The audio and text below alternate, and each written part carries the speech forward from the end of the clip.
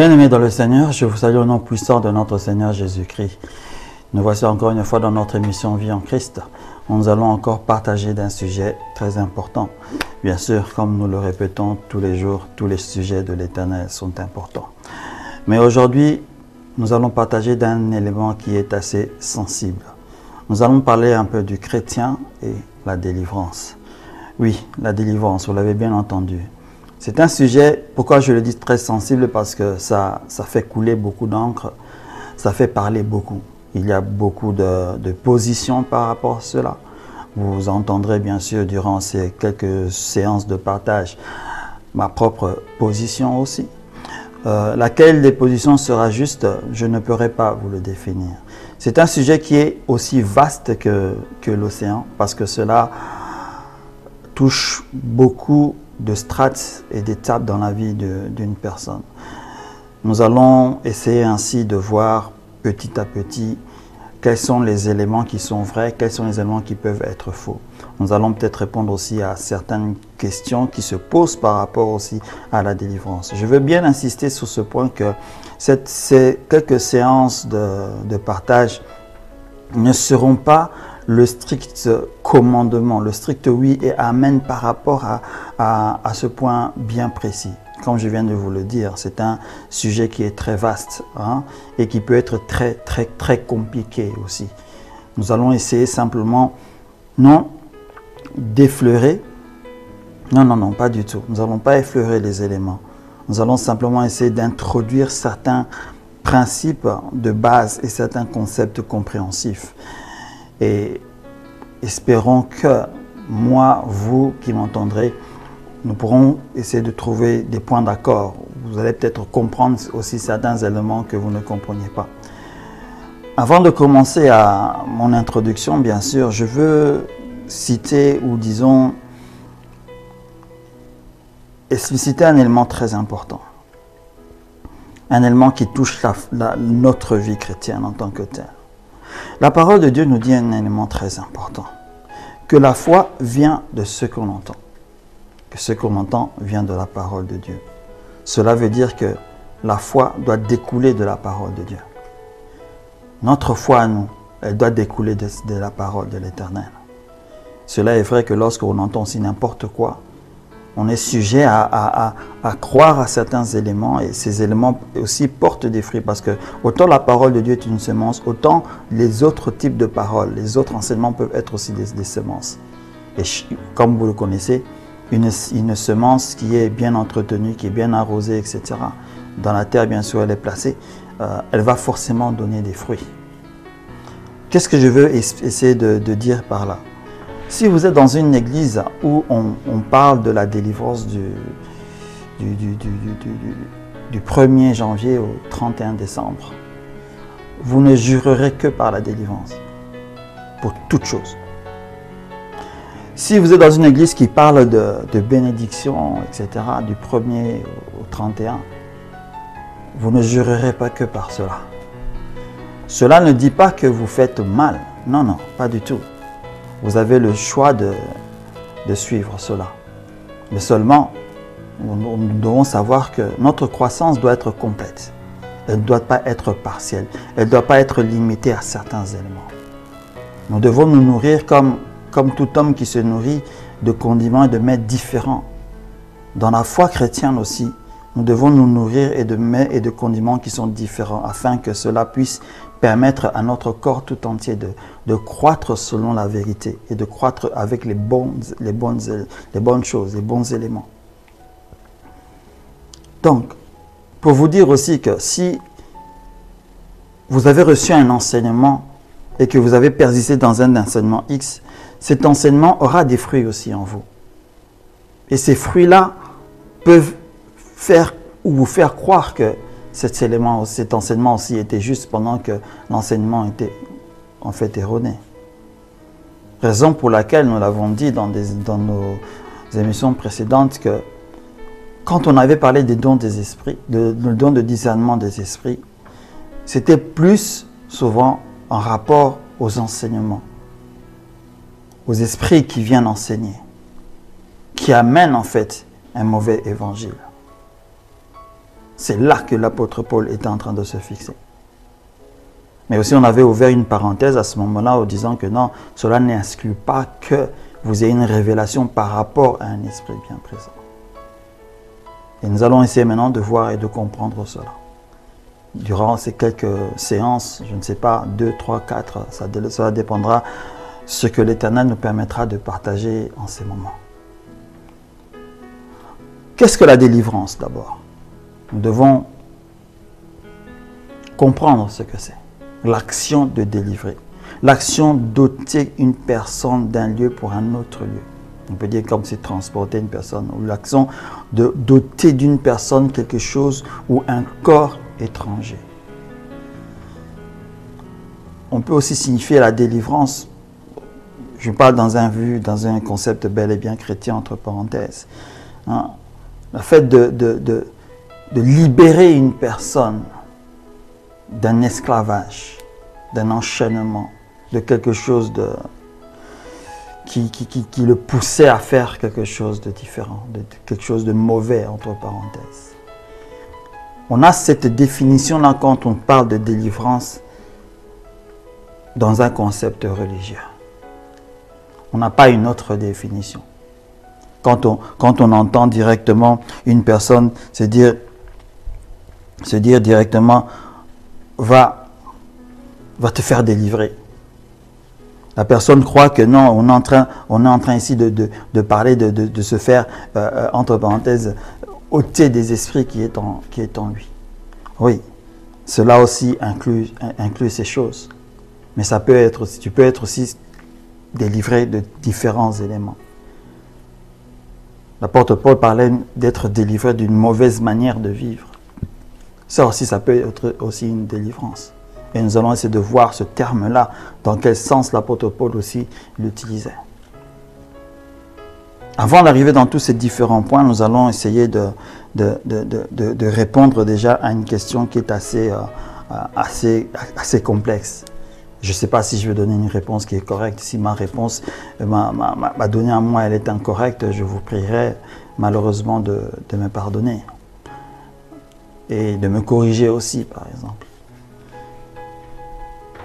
Est-ce que le chrétien peut être d'abord possédé? Parce que normalement, quand on parle de délivrance, je viens de le dire tout à l'heure, on entend, ou on sent, ou on pressent, ou bien on voit la possession démoniaque. Quand on parle de délivrance dans le monde chrétien, on voit toujours cela, la possession d'une personne. Alors je voudrais essayer de répondre à cette question-là. Est-ce qu'un chrétien peut être possédé? Il y a plusieurs courants qui existent en fait, qui répondent. D'autres courants disent non, d'autres courants disent oui. Les deux courants en question prouvent leur réponse dans les études, dans la parole de Dieu. Ce qui veut dire que je ne peux pas refuser, nous ne pouvons pas refuser la réponse de ces deux courants-là. N'oubliez pas ce que je viens de vous dire au début, que la foi devient de ce qu'on entend. Donc ça veut dire que si tu es dans le courant qui ne croit pas en ça, ta foi est basée sur cela, tu fais bien. Si tu es sur le courant qui croit que la personne peut être possédée, ta foi est basée là-dessus, tu ne fais pas mal non plus. Mais quelle est la réalité? Qu'est-ce qui se passe en réalité? Il faut essayer de comprendre cela. Parce que pour quelles raisons deux courants divergent? Et pourtant, c'est deux courants proprement ecclésiastiques. Ils ne sont pas des courants, je peux dire, non religieux et autres. Non. Dans le corps de Christ, ce sont des courants existants. Mais malheureusement, le courant disant que un chrétien peut être possédé semble souvent mener en fait un peu la danse. Pourquoi? Parce que on voit beaucoup d'éléments disant oui à ce courant-là. Mais on voit très peu d'éléments disant oui au courant qui dit qu'un chrétien ne peut pas être possédé. Vous savez, la délivrance d'une personne peut bien sûr être et intervenir de plusieurs manières. Quand nous voyons ce concept de délivrance, que des personnes se mettent autour de toi, tu es à genoux, on commence à chasser des démons. Les 2, 3, 4 milliards de chrétiens qui existent dans ce monde, je ne sais pas si je peux dire ce chiffre, excusez-moi s'il n'est pas correct, mais admettons, les millions de chrétiens qui sont dans ce monde n'ont pas forcément vécu cette étape dans leur vie chrétienne. Mais cela ne dit pas que lorsqu'ils étaient des chrétiens avant de devenir des païens, qu'ils n'étaient pas possédés. Une délivrance bien sûr est survenue dans leur vie. Quelque chose leur a libéré de ces démons-là. Parce que là, on doit se le dire très clairement. Il n'y a pas à tergiverser ou à dire autrement. Lorsque vous êtes une personne qui ne croit pas au Seigneur Jésus, qui n'a pas reçu le Seigneur Jésus dans sa vie, alors vous êtes possédé d'esprit. Il y a des esprits malins en vous. Que ceux qui se manifestent pas comme cela, sachez que ces esprits existent. Toute personne qui n'est pas en Jésus est forcément possédée. Point barre. Il n'y a pas à se battre sur cette réalité-là. Vous pouvez vous y opposer. Je ne m'opposerai pas à vous si vous dites non. Mais c'est une vérité. Toute personne qui n'est pas en Jésus est possédée d'esprits malins. Mais c'est sur ce point-là que le courant disant qu'un chrétien ne peut pas être possédé s'assoit dans le sens que lorsque tu viens dans le Seigneur Jésus, ces esprits ne peuvent pas être en toi. Ne peut plus, disons, être en toi. Ne peut plus demeurer en toi. Parce qu'il se focalise dans la réalité que tu as le Saint-Esprit en toi. Le Saint-Esprit ne peut donc pas cohabiter avec toi, puisque tu es le temple du Saint-Esprit. L'apôtre Paul nous dit que n'êtes-vous pas le temple du Saint-Esprit? Comme le Seigneur Jésus repose en toi, les démons ne peuvent pas aussi reposer en toi. Voilà sur ces points-là que ce courant est en train de s'asseoir. Parce que lorsque nous lisons dans l'Ancien Testament, lorsque la gloire de l'Éternel avait quitté le temple, à cause des abominations qui se faisaient, cela montrait aussi que le mal et le bien, entre parenthèses, si je peux parler ça dans ce sens, ne pouvaient pas cohabiter. Donc si tu es un chrétien, ou disons un fils de Dieu, tu as donc le Saint-Esprit en toi, pourquoi les démons seraient-ils en toi? Mais, c'est là maintenant que vient le problème. Lorsque nous nous focalisons simplement dans la réalité du temple et dans l'image de la gloire de l'Éternel qui quitte parce que le mal avait envahi le temple et que nous comparons cela à notre corps en tant que tel, nous faisons une erreur. Pour quelle raison? Même si nous sommes, entre parenthèses, constitués de 3 entités en nous-mêmes, corps, âme et esprit, et que vous comparez cela, ou qu'on compare cela au temple, avec l'extérieur, le parvis et le lieu saint et le lieu très saint, ce n'est pas forcément la même chose. Attention. Parce que là, c'est un temple bâti aux mains des hommes. Le corps est un temple bâti par Dieu. Même si on peut comparer les images, il est difficile de faire une règle par rapport à ça. Parce que n'oubliez pas un élément. Toi qui te tiens debout devant moi, ou bien qui est assis me suivant, si tu es un fils de l'Éternel, tu es sauvé. Mais c'est quoi qui est sauvé en toi? C'est ton esprit qui est sauvé. Ton âme est en train de l'être. Ton corps, il attend sa rédemption. Vous voyez que la balance est différente. Un a obtenu le salut. Pourquoi? Parce que vous naissez de nouveau. Vous êtes régénéré directement. Vous recevez comme un nouveau esprit. C'est comme si votre esprit ressuscite. Il y a une autre réalité bien sûr. Mais on dit que votre esprit ressuscite. Il est nouveau. Tu es né de nouveau.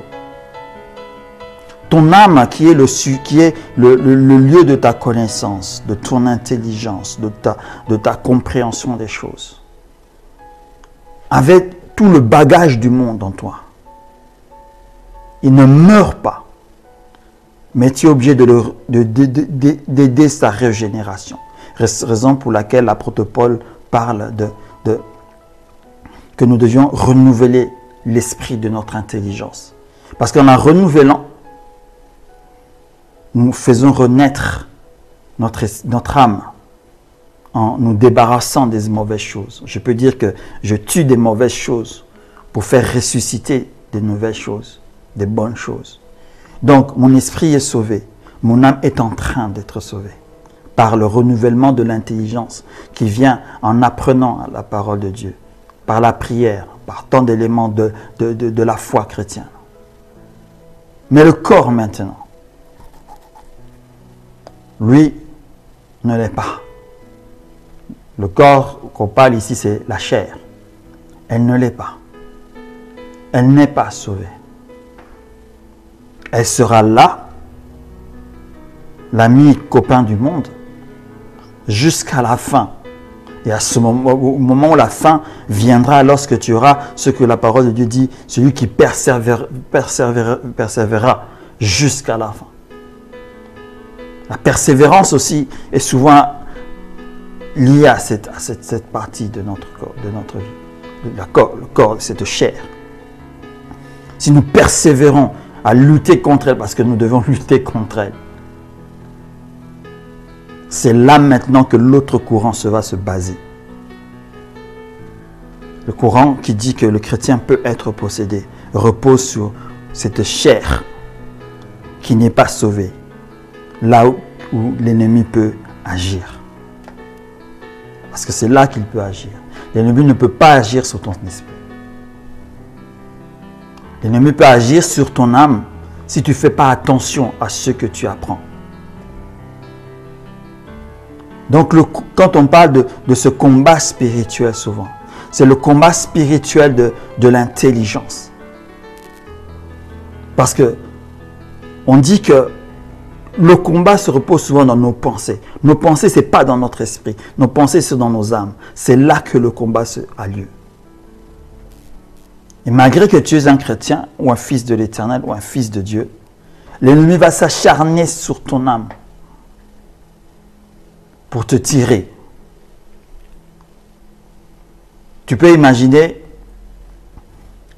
deux camps en fait qui se battent pour un élément. Plus tu es dans le monde, même en étant chrétien, tu es dans les réflexions des éléments du monde. Tu es avec l'ennemi. Plus tu es avec les choses de Dieu, tu es avec le Seigneur. Et ton âme, ta réflexion, ta manière de parler même en Jésus change parce que tu te nourris des éléments de Christ. Mais même si tu dis que tu as reçu le Seigneur Jésus-Christ comme Seigneur et Sauveur, mais quand tu te comportes toujours comme un païen, etc., c'est parce que tu te nourris toujours des éléments du monde. Parce que ton âme, qui est le siège de tes émotions, les émotions sont les sources des actions. Vous pouvez essayer d'apprendre ça, psychologie ou autre. On le dit clairement. Les émotions sont les sources de nos actions, de nos comportements, de notre manière de parler. Les émotions. Et ce que l'âme est en train d'emmagasiner en lui. C'est la raison pour laquelle je dis que j'ai introduit cela en disant, écoutez, la délivrance, c'est quelque chose de complexe. Ne regardez pas simplement la délivrance dans le sens que on réunit un groupe de personnes, de vaillants chrétiens qui prient, avec une personne qui a un problème qu'on met devant et qu'on commence maintenant à prier, à chasser tel esprit sort, tel esprit sort, tel esprit sort. La délivrance ne se limite pas à cela. En tant que fils de l'Éternel, nous devons voir la délivrance dans un autre niveau. Il n'y a pas simplement ça. Malheureusement, dans l'époque dans laquelle nous vivons, on a rendu la délivrance comme un show spectaculaire. Comme un show qui doit être montré à des millions de personnes. Pendant que c'est aussi quand même quelque chose qui concerne la vie privée d'une personne. Oui, cela concerne la vie privée d'une personne. Ça n'a rien à voir avec la parole de Dieu qui dit que les mauvaises œuvres devront être révélées. Non. Parce que lorsqu'une personne cherche une délivrance, il ne la crie pas forcément dans les toits afin que 1 million de personnes savent qu'il est en train de chercher la délivrance de telle chose. Parce que vous devez savoir que souvent, ces shows-là induisent des comportements négatifs des autres personnes en rapport à cette personne-là. Pour quelle raison il y aura des réactions négatives? Parce que les autres personnes ont des âmes, des émotions. Et l'ennemi peut profiter de ces émotions qui peuvent être négatives à un certain moment pour leur donner des comportements divers, négatifs envers quelqu'un. Nous viendrons bien sûr sur ce point-là, parce que c'est quelque chose ce n'est pas cette émission-ci qui fera stopper cela. Mais je voudrais simplement que vous puissiez tout simplement vous éveiller, vous réveiller et ne pas toujours être en accord avec ces choses-là. Parce que ces choses-là ne transmettent pas la foi. Ça ne transmet pas de témoignage. Si ce n'est que de la moquerie souvent et du rire. Parce que indirectement parlant, vous pouvez être là à vous moquer de cette personne-là. Mais vous ne pouvez pas savoir qu'à cause de ce que cette personne pouvait avoir, quelle était la difficulté de sa vie. Au lieu d'avoir un esprit de compassion, l'esprit de compassion aurait fait que ces éléments-là puissent être réglés de manière intime,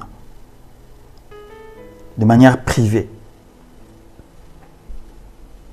Ceci, c'est une très grande parenthèse que j'ai ouverte. Mais, retenez ceci. Retenez que la délivrance, le chrétien et la délivrance, c'est quelque chose qui va de pair. Pourquoi? Parce que le chrétien se délivre tous les jours, parce qu'il se transforme tous les jours. Cette délivrance que je suis en train de parler, ce n'est pas la délivrance des esprits, des mauvais esprits. C'est le renouvellement de son intelligence. Et le renouvellement de l'intelligence, vous savez, déclenche beaucoup de choses. Ça déclenche beaucoup de choses. Et c'est vrai qu'il y a aussi des délivrances qu'il faut faire. Et on va essayer de comprendre cela. On va essayer de voir cela ensemble. Je ne sais pas si j'ai été clair dans mon explication. Je n'ai pas voulu rejeter le courant des personnes qui disent qu'un chrétien peut être possédé. Je n'ai pas voulu rejeter le courant des personnes qui disent qu'un chrétien ne peut pas être possédé. Parce que comme je vous l'ai dit, ces deux courants s'expliquent par la parole de Dieu. Il faut avoir un entendement, pas si supérieur que ça, mais une compréhension de ce qu'est l'homme régénéré, du Fils de Dieu, celui qui a donné sa vie en Christ, est, pour comprendre pourquoi tel courant dit ça et pourquoi tel courant dit ceci. Raison pour laquelle nous devons faire très attention. Nous ne devons pas simplement nous focaliser sur un courant. Nous devons nous focaliser sur ce que dit la parole de Dieu, dans sa globalité et dans son intégralité. Et un élément qui est très important aussi. Ne pas rendre cela général parce que, comme je le dis très souvent, ta vie en Christ n'est pas ma vie en Christ. La vie en Christ de ton Seigneur n'est pas de ton frère ou de ta sœur n'est pas la tienne non plus. Mon parcours est différent du tien. Ton parcours est différent du mien. Nous n'avons pas commencé de la même manière. Et par-dessus tout, nous ne vivions pas de la même manière non plus dans le monde. Pour avoir un même chemin quant à la délivrance. Savez-vous quand est-ce que la délivrance de l'apôtre Paul a eu lieu? lorsqu'il a rencontré le Seigneur Jésus-Christ sur le chemin de Damas. C'est à ce moment-là qu'il a été délivré. Mais lorsqu'il est allé là où le Seigneur l'avait envoyé, c'était pour qu'il puisse commencer à régénérer son esprit. Qu'il puisse régénérer son âme, bien sûr, son intelligence. Je ne sais pas comment tu as rencontré le Seigneur, mais au moment où tu l'as rencontré, il y a eu un voile qui est tombé. Au moment où ce voile tombe maintenant, il faut commencer maintenant le renouvellement de l'intelligence, afin que le processus de délivrance puisse s'enclencher. On ne délivre pas une personne d'un coup comme ça. On ne lance pas le système de délivrance comme ça, non. Il faut d'abord faire tomber les écailles. Il faut ôter le voile pour lancer le processus du renouvellement d'intelligence. Ce processus va déclencher maintenant la délivrance. Nous allons essayer de voir cela ensemble. Je vous remercie de m'avoir suivi dans cette introduction.